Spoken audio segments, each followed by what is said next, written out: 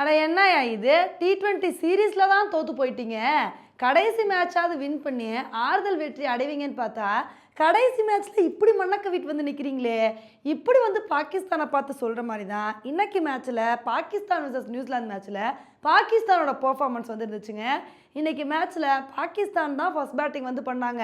நல்ல ஒரு அதிரடியான பேட்டிங் பெர்ஃபார்மன்ஸை கொடுத்து நியூசிலாந்துக்கு எதிராக பெரிய டார்கெட்டை கொடுப்பாங்கன்னு பார்த்தா எந்த பேட்ஸ்மேன்ஸுமே உருப்படியான ஆட்டத்தை வெளிப்படுத்தவே இல்லைங்க. எல்லா பேட்ஸ்மேனுமே வர நடைகட்ட அப்படின்னு சொல்லிட்டு கிளம்பிட்டாங்க. சல்மான் ஆகா மட்டும்தான் ஏதோ அவரால் முடிஞ்ச அளவுக்கு நல்ல ஒரு இன்னிங்ஸை கொடுத்து ஹாஃப் செஞ்சுரி வந்து அடித்தார். ஏதோ அவர் அடித்தனால தான் பாகிஸ்தான் 20 ஓவர் முடிவில் 128 ரன்னாவது எடுத்தாங்க. இல்லைன்னா ரொம்ப கஷ்டமாக வந்து போயிருக்கோம்.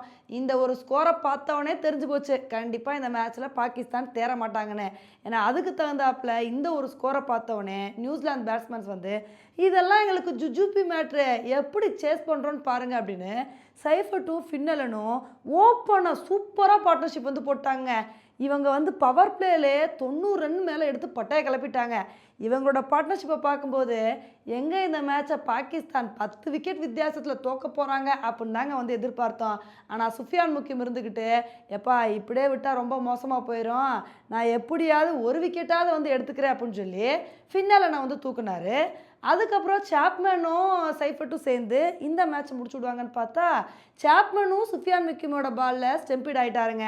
அதுக்கப்புறம் எப்படியோ சைஃபர்ட் இருந்து நான் மட்டும் போதும், நான் நின்று இந்த மேட்ச்சை முடிச்சு விட்றேன் அப்படின்னு சொல்லி ரொம்ப அழகாக இந்த மேட்ச்சை 10 ஓவரில் நியூசிலாந்து வந்து வின் பண்ணிட்டாங்க. அதுவும் 8 விக்கெட் வித்தியாசத்தில் ரொம்ப கம்ஃபர்டபுளாக வின் பண்ணிட்டாங்க. இப்போ இந்த மேட்ச்சை நியூசிலாந்து வின் பண்ணது மூலமாக பாகிஸ்தானுக்கு எதிரான T20 சீரீஸை 4-1 அப்படின்ற அடிப்படையில் ரொம்ப அழகாக வின் பண்ணிட்டாங்க. இதுலேயும் பாகிஸ்தான் 3ஆவது T20 மேட்சை வின் பண்ணவுடனே அதுக்கப்புறம் அவங்க கம்பேக் கொடுப்பாங்க அப்படின்னு தான் வந்து எதிர்பார்த்தோம்.